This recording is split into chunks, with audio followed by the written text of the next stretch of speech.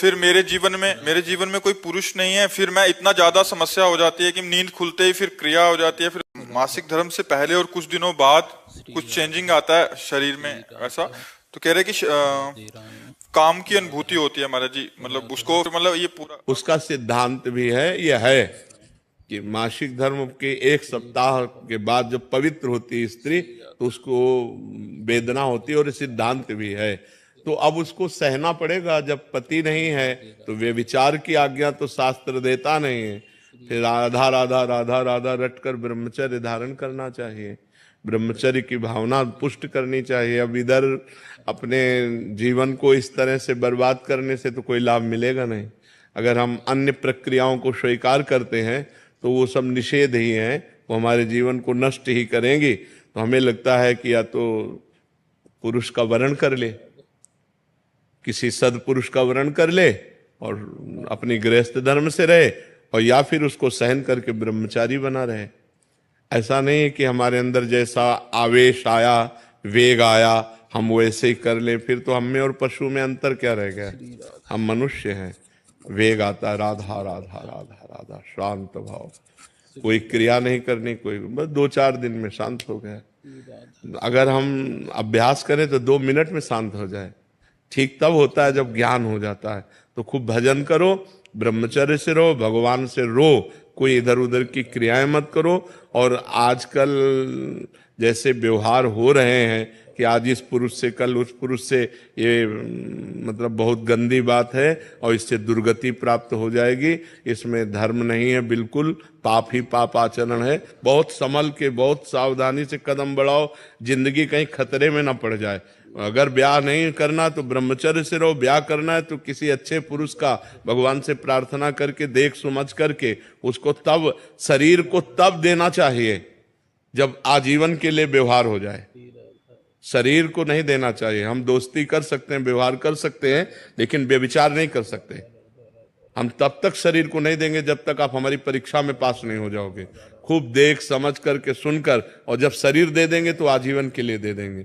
ये डिवोर्स फिवोर्स ये हमारे सनातन धर्म में नहीं है। हमारे धर्म में है, एक बार समर्पित का हाथ मिलाया तो आजीवन निर्वाह किया।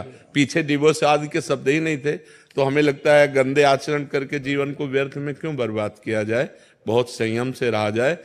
यही तो आवेश है, काम का आवेश, क्रोध का आवेश, लोभ का आवेश, अहंकार का आवेश, यही तो सब पाप कर्म कराने वाले हैं। इन्हीं को तो सहना है। राधा राधा ना सहन हो तो रोज श्री जी का नाम लेकर के, अपने पास जैसे बच्चा है, अब उसका कोई बल तो है नहीं, रो देगा माँ के लिए तो माँ को दौड़ के आना पड़ेगा। तो हमारा बल क्या है? श्री जी है। तो हम जब हम विकल हो, कोई हमें आश्रय, तो हम गंदी क्रियाएं नहीं करेंगे, रो देंगे कि प्रभु आप देख लो।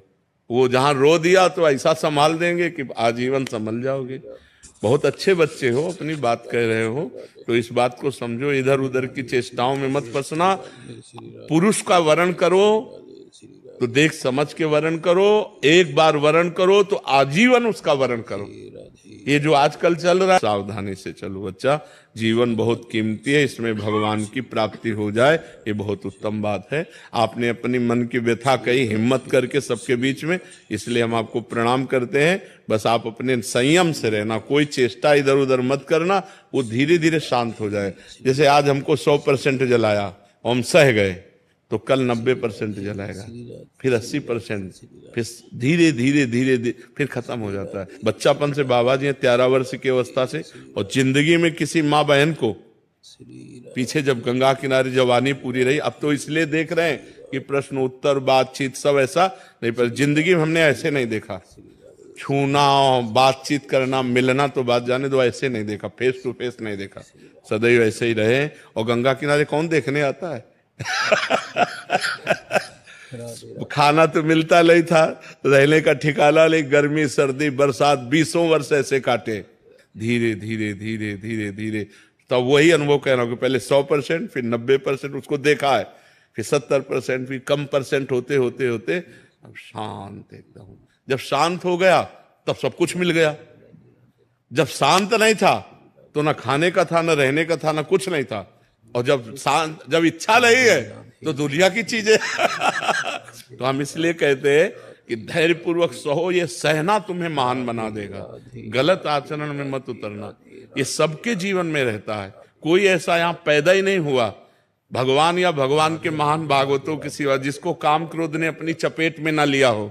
सबको रोना पड़ा है, सब भजन करके आगे बढ़े हैं, सबके ऊपर भगवान की कृपा हुई जो निष्काम हुए हैं।